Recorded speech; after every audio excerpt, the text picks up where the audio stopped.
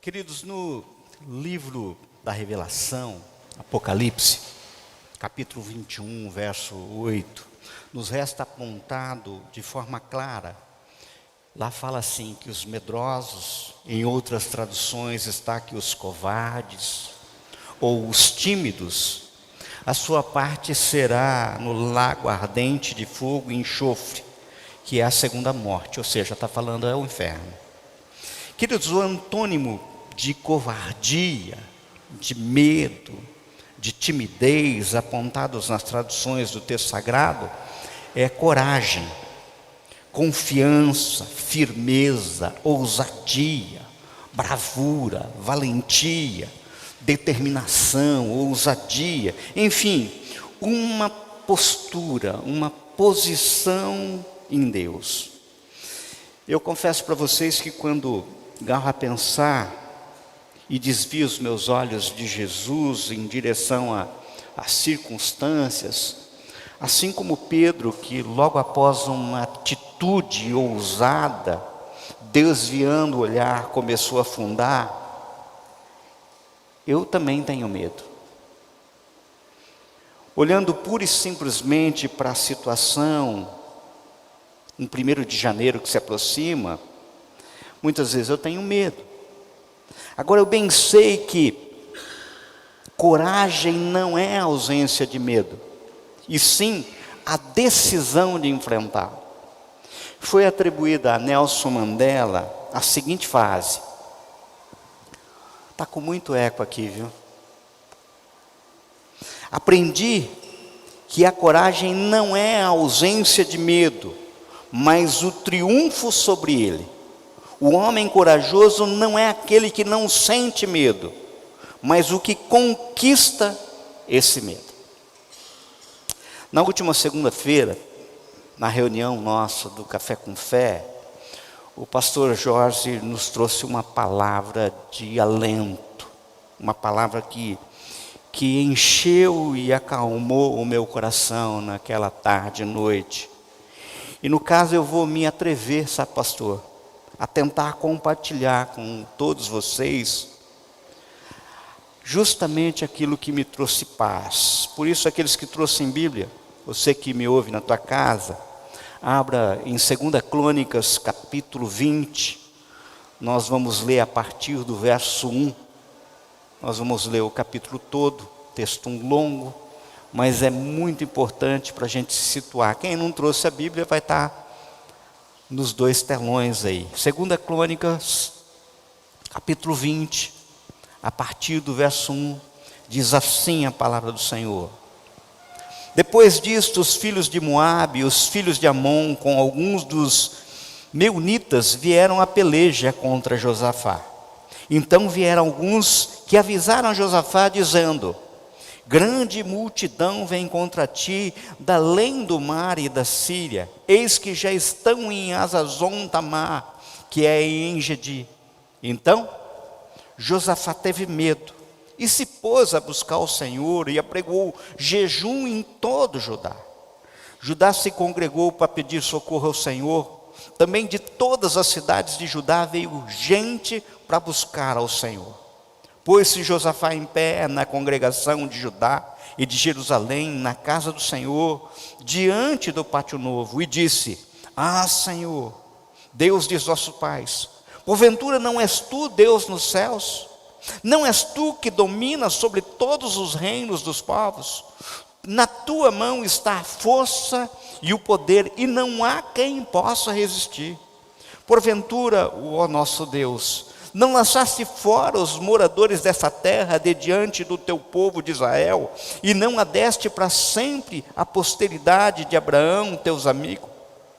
Habitaram nela e nela edificaram um santuário ao teu nome, dizendo: se algum mal nos sobrevier, espada por castigo, peste ou fome, nós nos apresentaremos diante desta casa e diante de ti, pois o teu nome está nessa casa, e clamaremos a ti, e na nossa angústia tu nos ouvirás e livrarás.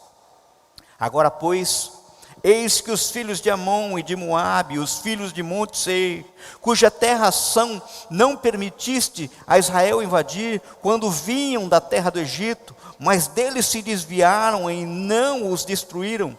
Eis que nos dão o pago, vindo para lançar-nos fora da sua possessão, que nos deste em herança. Ah, nosso Deus, acaso não executarás tu o teu julgamento contra eles? Porque em nós não há força para resistirmos a essa grande multidão que vem contra nós, e não sabemos nós o que fazer. Porém, os nossos olhos estão postos em ti. Todo Judá estava em pé diante do Senhor, como também as suas crianças, as suas mulheres, os seus filhos. Então veio o Espírito do Senhor no meio da congregação sobre Isaziel, filho de Zacarias, filho de Benaia, filho de Jeiel, filho de Matanias, levita dos filhos de Asaf, e disse: dai ouvidos todo, ó Judá, e vós, moradores de Jerusalém, e tu, ó rei Josafá, ao que vos diz o Senhor: não temais, nem vos assusteis por causa desta grande multidão, pois a peleja não é vossa, mas de Deus. Amanhã descereis contra eles, eis que sobem pela ladeira de Ziz, encontrá-lo-eis no fim do vale, defronte do deserto de Jeruel. Neste encontro não tereis que pelejar. Tomai posição, ficai parados e vede o salvamento que o Senhor vos dará. Ó Judá e Jerusalém, não temais, nem vos assusteis, amanhã saireis ao encontro, porque o Senhor é convosco. Então Josafá se prostrou com o rosto em terra, e todo Judá e os moradores de Jerusalém também se prostraram perante o Senhor e o adoraram. Dispuseram-se os levitas, os filhos de Escoatitas e dos Coretitas, para louvarem ao Senhor, Deus de Israel, em voz alta, sobremaneira. Pela manhã cedo, se levantaram e saíram ao deserto de Tecoé. Ao saírem eles, pôs-se Josafá em pé e disse: ouvi-me, ó Judá, e vós, moradores de Jerusalém, crede no Senhor vosso Deus e estareis seguros. Crede nos seus profetas e prosperareis. Aconselhou-se com o povo e ordenou cantores para o Senhor, que vestidos de ornamentos sagrados e marchando à frente do exército, louvassem a Deus, dizendo: rendei graças ao Senhor, porque a sua misericórdia dura para sempre. Tendo eles começado a cantar e a dar louvores, pôs o Senhor emboscadas contra os filhos de Amon e de Moabe e os do monte Seir, que vieram contra Judá e foram desbaratados. Porque os filhos de Amon e de Moabe se levantaram contra os moradores de monte Seir para os destruir e exterminar, e tendo eles dado cabo dos moradores de Seir, ajudaram uns aos outros a destruir-se. Tendo Judá chegado ao alto que olha para o deserto, procurou ver a multidão, e eis que eram corpos mortos, que jaziam em terra, sem nenhum sobrevivente. Vieram Josafá e seu povo para saquear os despojos, acharam entre os cadáveres riquezas em abundâncias e objetos preciosos. Tomaram para si mais do que podiam levar, e 3 dias saquearam os despojos, porque era muito.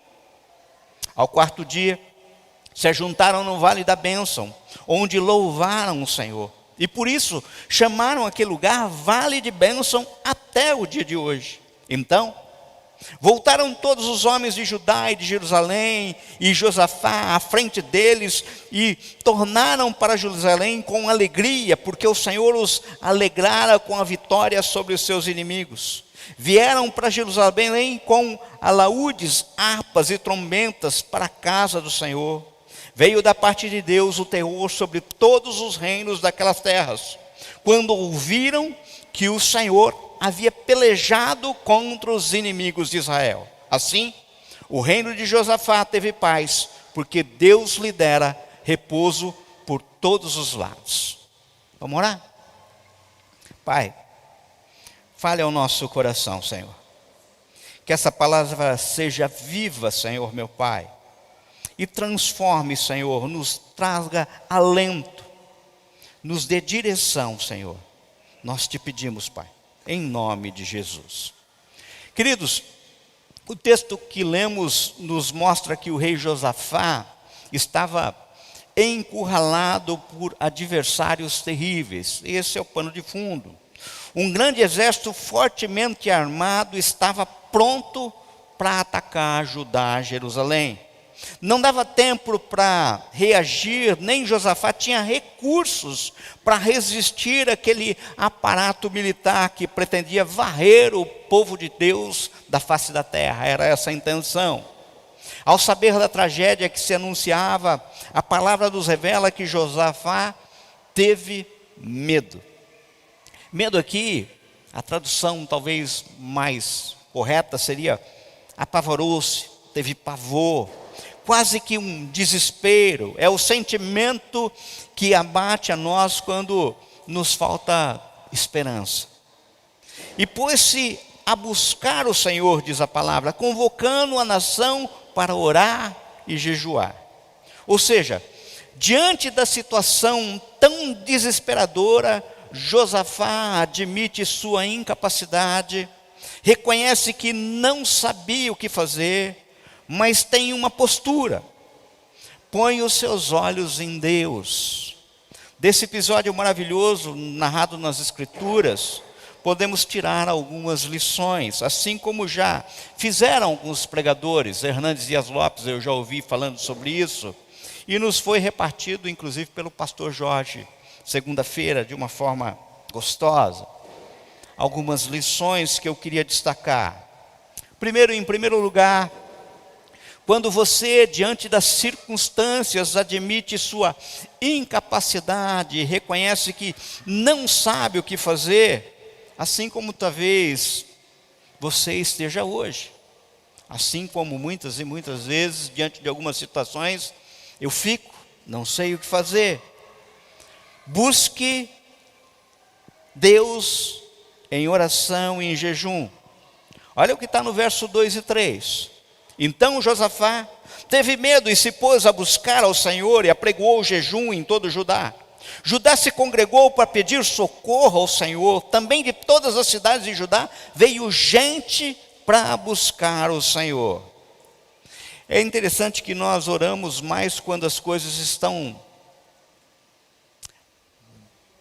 mal, quando as coisas estão feias.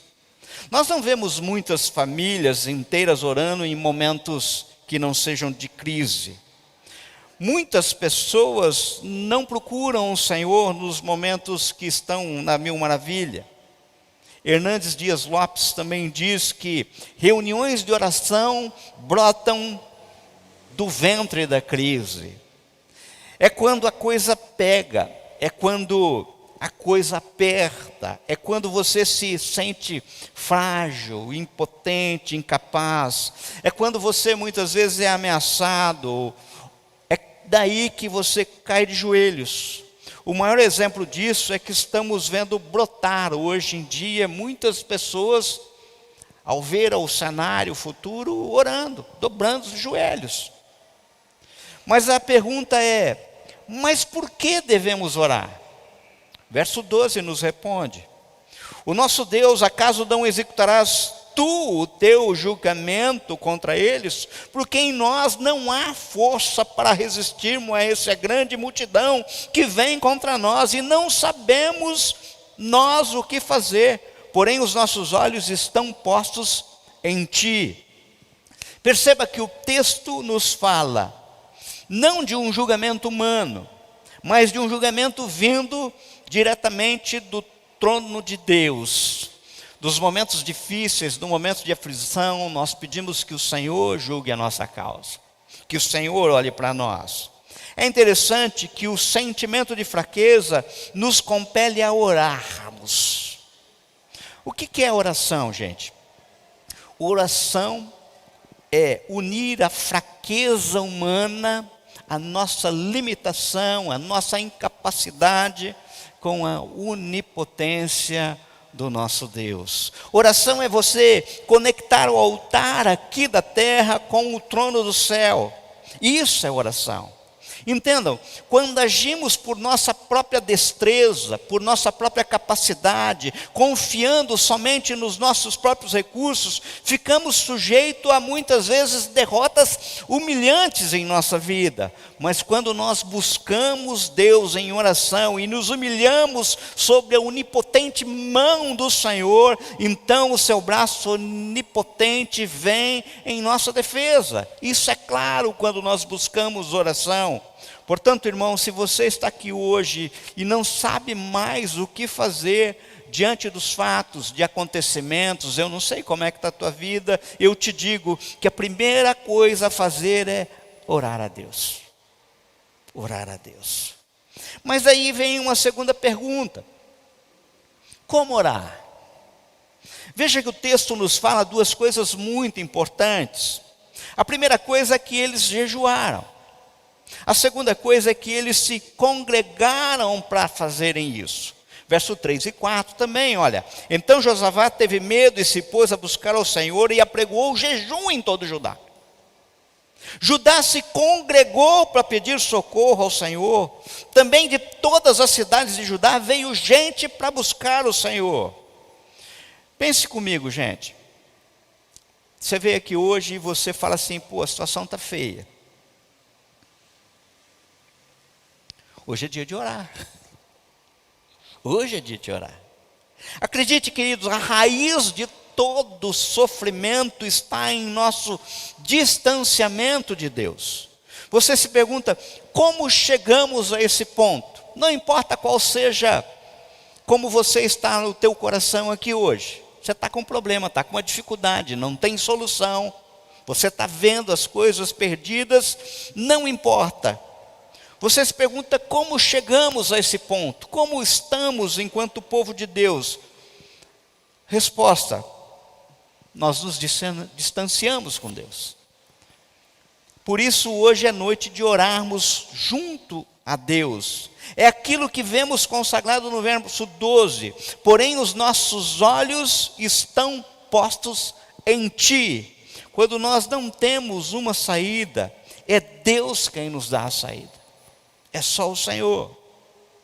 Isso é uma primeira lição que tiramos do texto. Precisamos orar. Em segundo lugar, quando diante das circunstâncias que te assustam, você não souber o que fazer, lembre-se e confie nas promessas de Deus. É aquilo que nós vemos do verso 4 a 12. Vejam, queridos, se nós observarmos os versos 4 a 12, veremos que não basta orar. Precisamos orar como convém.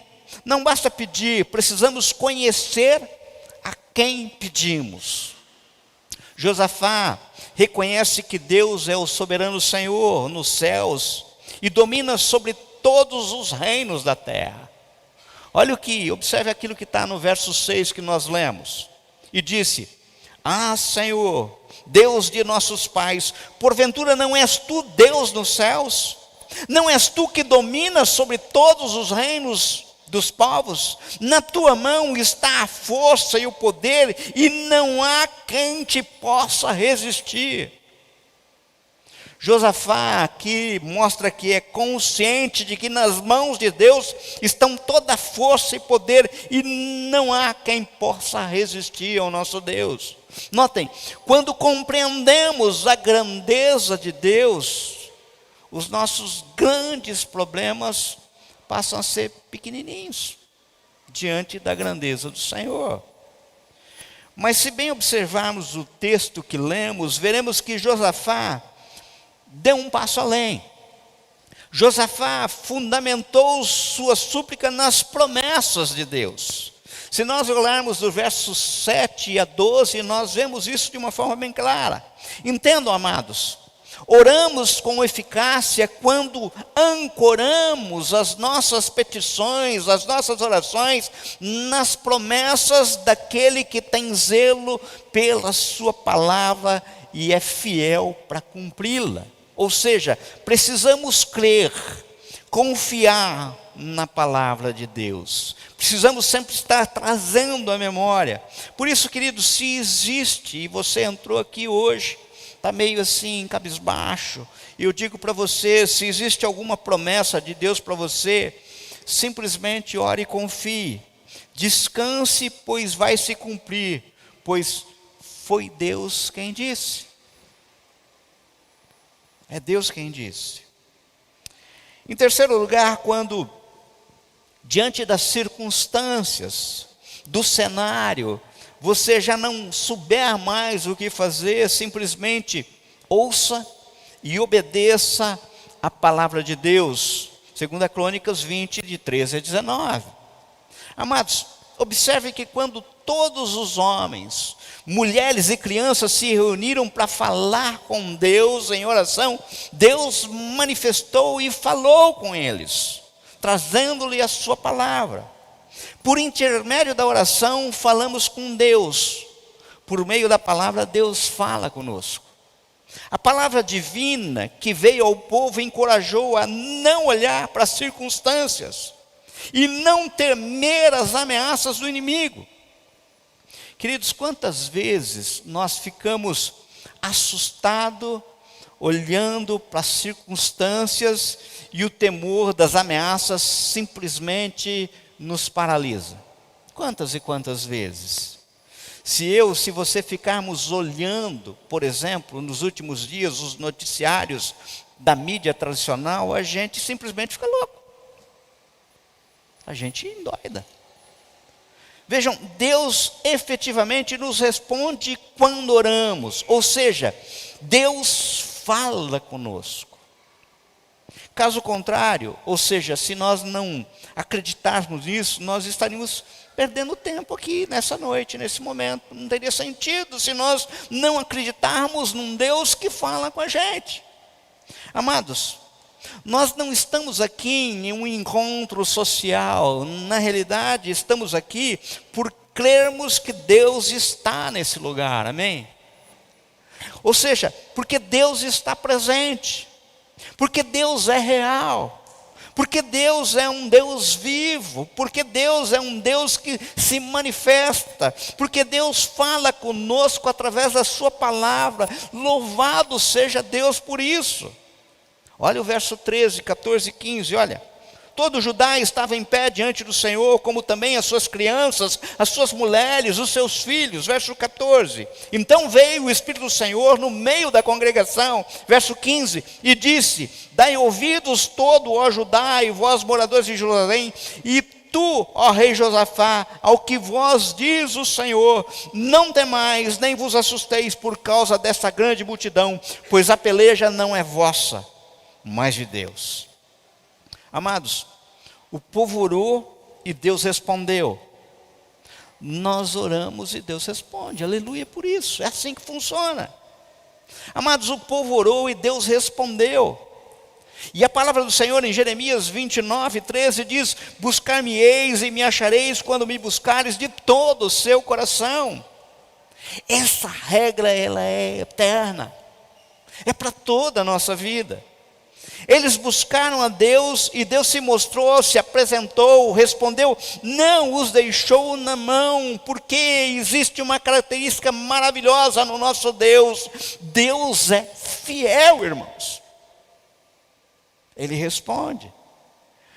Deus lhe acalmou o coração, dizendo que a peleja por eles lhe daria vitória.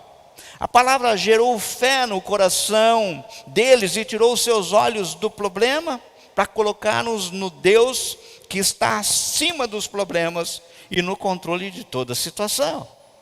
Muitas e muitas vezes é isso que precisa acontecer conosco. Queridos, Deus está, como sempre esteve e sempre estará, no controle da história, no controle da minha e da tua vida. Deus disse lá no verso 15, não temais nem vos assusteis por causa desta grande multidão, pois a peleja não é vossa, mas de Deus. Ou seja, a peleja é minha. Palavra maravilhosa quando a gente ouve isso do nosso Deus.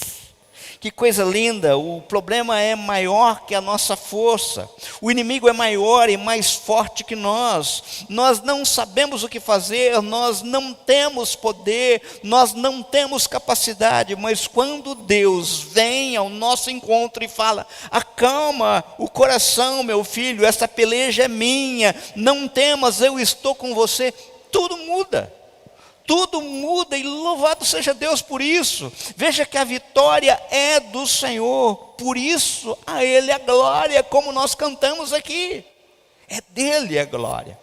Amados, entendam uma verdade absoluta. Se Deus está no nosso lado, nós somos mais do que vencedores, por causa da presença de Deus.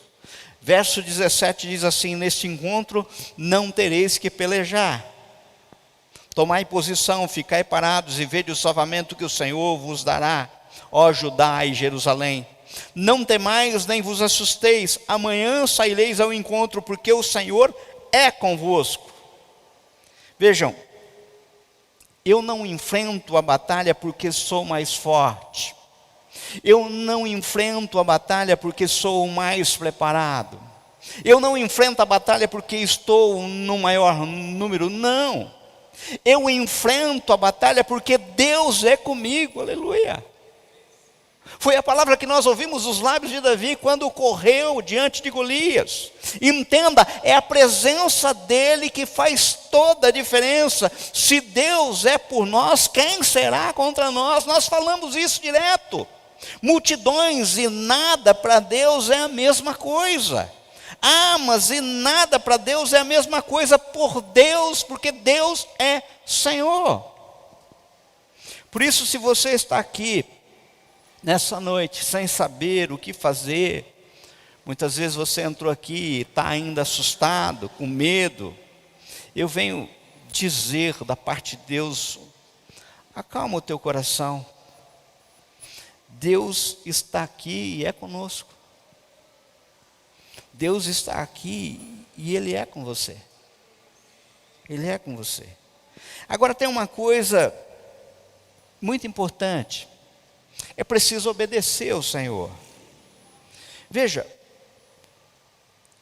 quando o pastor Jorge falou conosco na segunda-feira, o que mais acalmou o meu coração nessa segunda-feira foi aquilo que resta apontado no verso 17, pois o texto diz: neste encontro não tereis que pelejar. Tomai posição, ficai parados e vede o salvamento que o Senhor vos dará, ó Judá e Jerusalém. Queridos, essa simples expressão, tomai posição, ela para mim me pareceu fundamental. Sabe? Na Nova Versão Internacional, este verso está assim apontado: vocês não precisarão lutar nessa batalha. Tomem sua posição, permaneçam firmes e vejam o livramento que o Senhor lhes dará, ó Judá e Jerusalém. Se nós buscarmos na nova tradução da linguagem de hoje, esse mesmo verso é apontado assim, ó: quando os encontrarem, vocês não precisarão lutar, fiquem parados ali. Ou seja, existe um lugar, uma posição, não é qualquer lugar, é ali, no lugar posicionado por Deus, e verão como o Senhor Deus salvará vocês, povo de Judá e moradores de Jerusalém. Não se assustem, nem fiquem com medo. Preste atenção, eu não tenho dúvida alguma de que o primeiro passo que o Senhor nos requer é justamente isso: tomada de posição. Queridos, existe uma posição em Cristo a ser tomada. Existe um posicionamento correto. Entenda, o Senhor Jesus sempre vai nos apontar o rumo, nos exigir uma atitude, uma postura. A escolha é nossa e é opcional. E sempre vai haver certo e errado. Eis que hoje eu ponho diante de vós bênção e maldição. Está lá em Deuteronômio 11, 26. Se nós andarmos um pouquinho mais, Deuteronômio 30, 15, vê que hoje te pus diante de ti vida e o bem, diante de ti a vida e o bem, a morte e o mal. Observe que não há espaço para neutralidade. Em cima de muro já representa uma escolha. Eu fico pensando, quando eu estava refletindo sobre esse texto, que quando o povo de Deus sofria a opressão dos midianitas, depois você procura na tua casa, lá em Juízes, capítulo 6 e 7, Deus levantou naquela ocasião um homem. Deus levanta Gideão. Ele não era o homem mais preparado, mas Deus disse através do seu anjo: o Senhor é contigo, homem valente. Gideão levanta um exército de 32 mil homens para combater 135 mil soldados treinados que vinham contra o povo de Deus. Mas o Senhor não gostou da conta, sabe? E disse: é demais o povo que está contigo. Se houver livramento, eles vão se gloriar pelo livramento, sabe? Pelo que quem for tímido e medroso, que saia das fileiras. Se olharem os textos sagrados, você vai ver que numa batalhada sobrou 22 mil homens e foi embora. Os tímidos, os medrosos.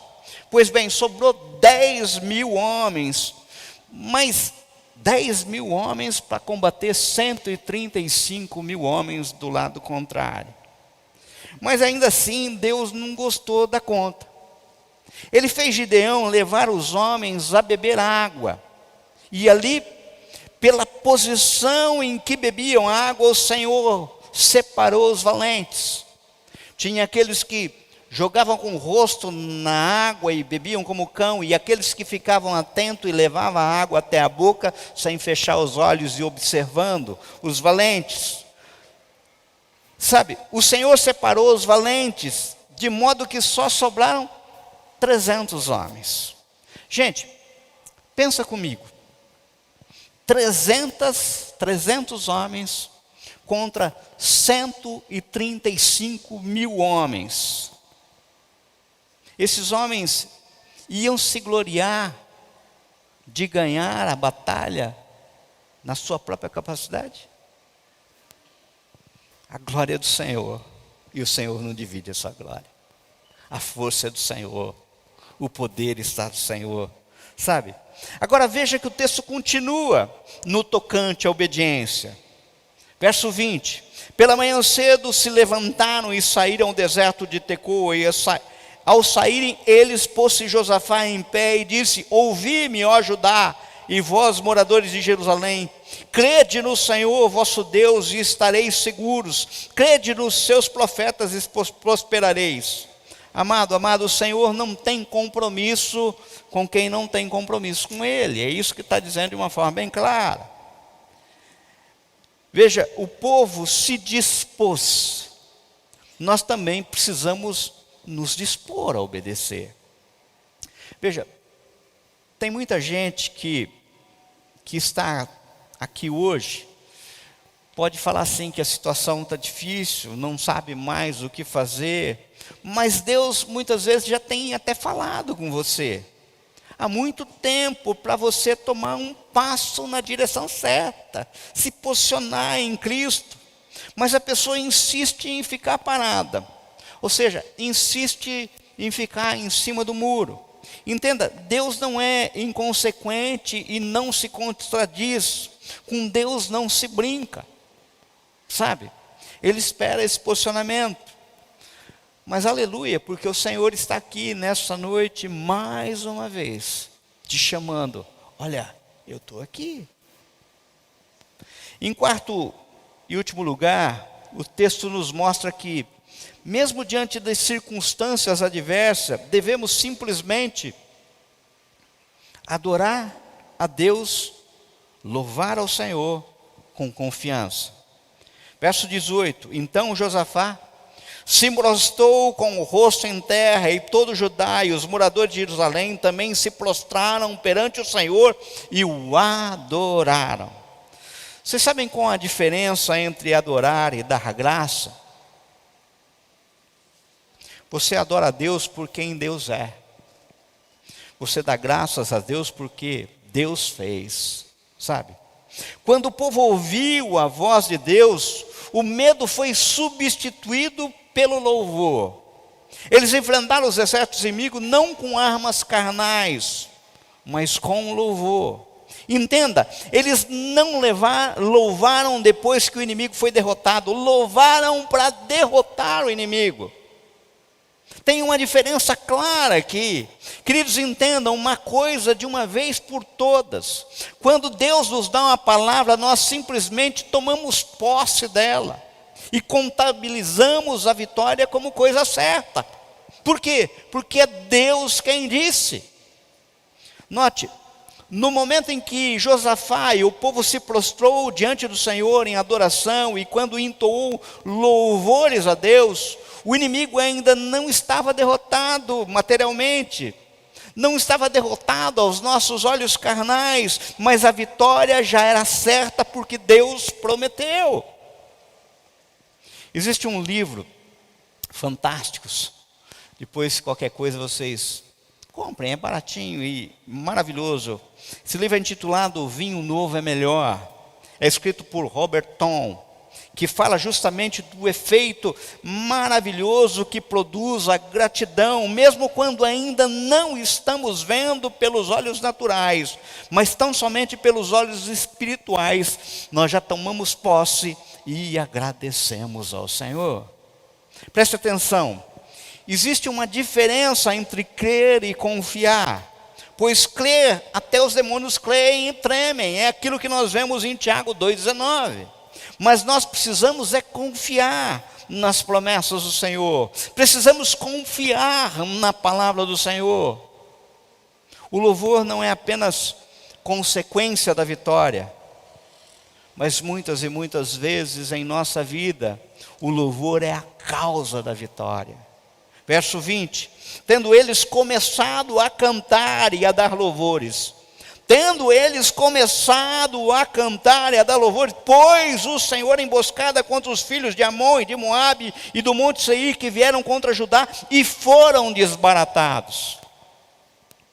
Meu querido, minha querida, o louvor é o brado de triunfo dos filhos de Deus no campo de batalha. Nós vencemos as batalhas com o louvor. Por isso, quando os problemas parecem, muitas vezes assim, insolúveis, quando as circunstâncias parecem assim, muitas vezes desconfortáveis, quando o cenário é hostil, faça o que fez Josafá. Ore.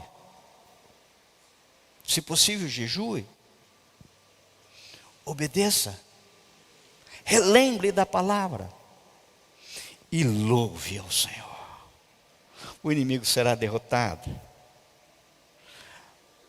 Diz que na Romênia, um homem sempre dizia ao seu filho: haja o que houver, eu sempre estarei ao seu lado.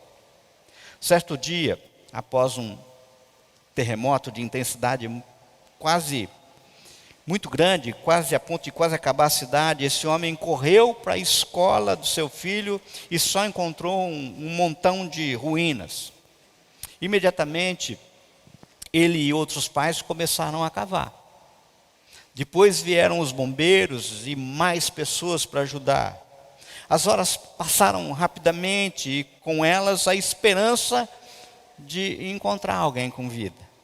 Um a um, cansados e desesperados, os pais foram deixando o trabalho de buscas para os bombeiros, mas esse homem, de forma obstinada, continuava.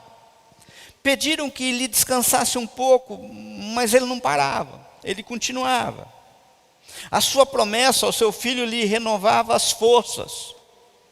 Haja o que houver, eu sempre estarei do teu lado. Era o que ele havia dito para o seu menino. Ao afastarem uma enorme pedra com a ajuda de um guindaste, ele chamou mais uma vez pelo filho e uma doce voz infantil lhe respondeu: pai, eu estou aqui. Você está bem, meu amor? Sim, papai, mas estamos com sede e fome. Tem mais alguém com você? Sim, todos os alunos da minha classe estão aqui. Eles haviam ficado presos em um vão entre dois pilares de concreto. Quando a televisão veio entrevistar o menininho e perguntaram se ele havia ficado com medo, ele emocionou a todos. Não, eu falei para os meus amigos, não precisam ter medo, meu pai irá nos achar.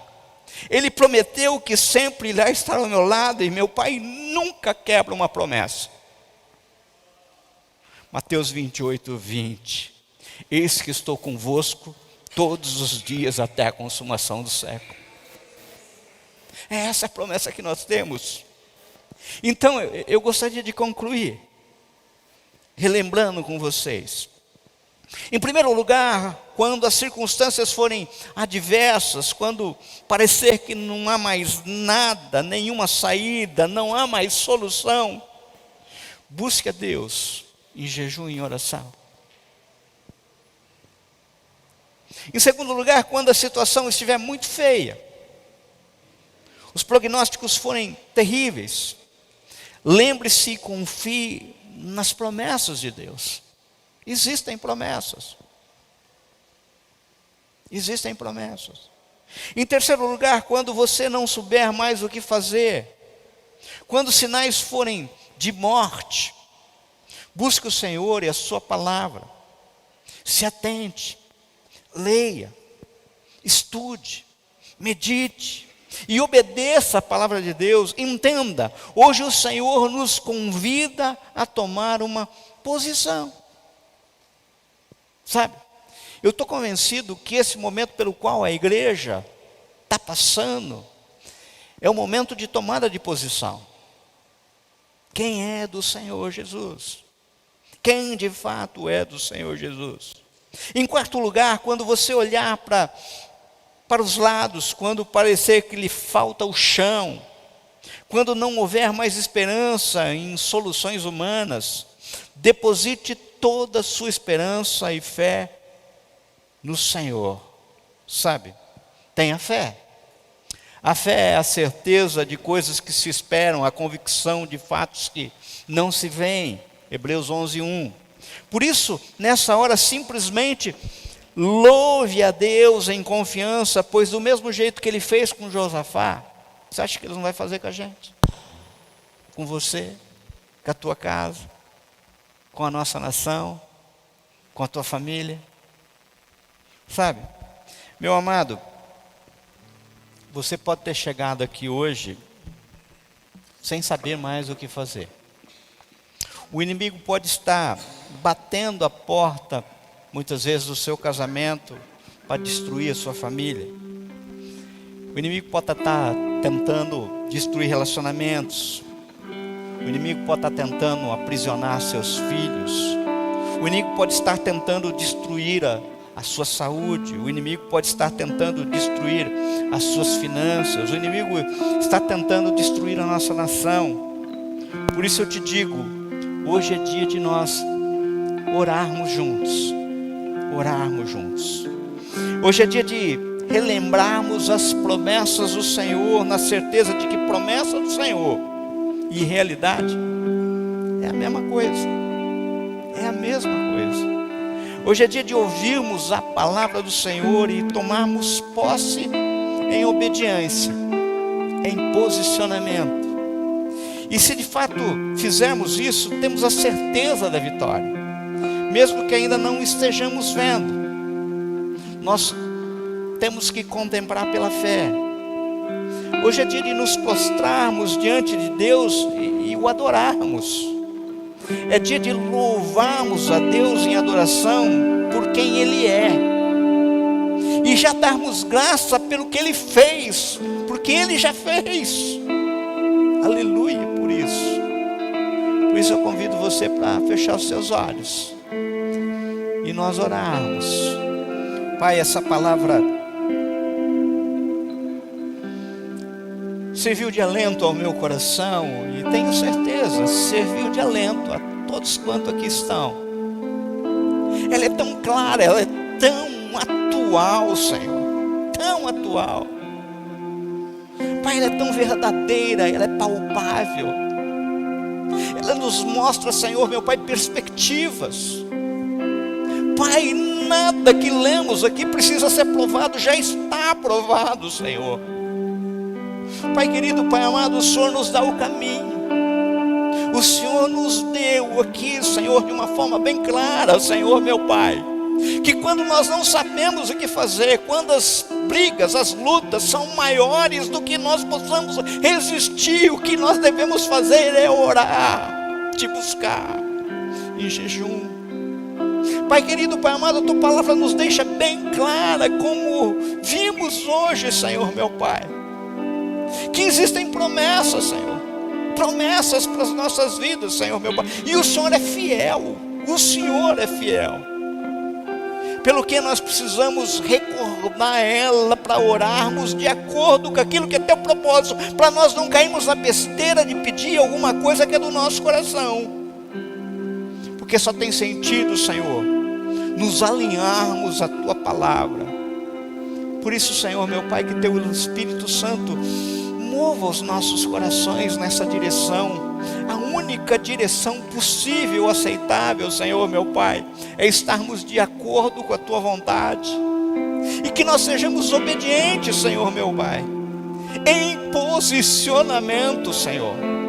Pai, que nós não fiquemos migranos de vãs doutrinas, Senhor, meu Pai, mas nos firmemos na tua palavra.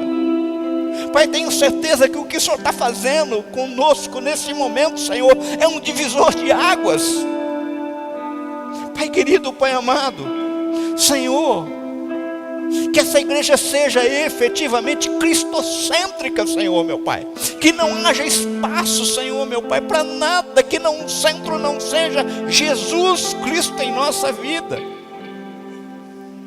E diante de tudo isso, Senhor, mesmo que nós não estejamos vendo saída, mesmo que a gente não contemple nas circunstâncias, Senhor, meu Pai, solução, que pelos olhos da fé, Senhor, a gente se encha de esperança, Senhor, meu Pai, porque fé é isso, Senhor, é a firme esperança, Senhor, meu Pai, de coisas que muitas vezes nós não vemos, mas nós acreditamos porque o Senhor está por trás dessas promessas, e a tua palavra não volta vazia. Por isso, Senhor, meu Pai, recebe essa oração nessa noite. Visita, Senhor, meu Pai, cada coração, cada família, cada lar. Visita a nossa nação, Senhor, meu Pai, e que nós agora, ao levantarmos e louvarmos ao Senhor, seja, Senhor, meu Pai, como aquele brado que foi cantado pelo exército de Josafá. Senhor, não importa que o exército possa parecer pequeno, como era insignificante o exército de Gideão, não importa, porque não é na nossa força, é na tua força. Pai querido, Pai amado, não é na nossa ousadia, na nossa coragem, não é, Pai querido, na nossa estratégia, Pai, são nas tuas promessas. Nós nos firmamos nela, é nela que esperamos. Por isso, Pai, recebe essa oração, Senhor, meu Pai, e recebe, Senhor, meu Pai, agora o nosso louvor. Faz isso em nome de Jesus.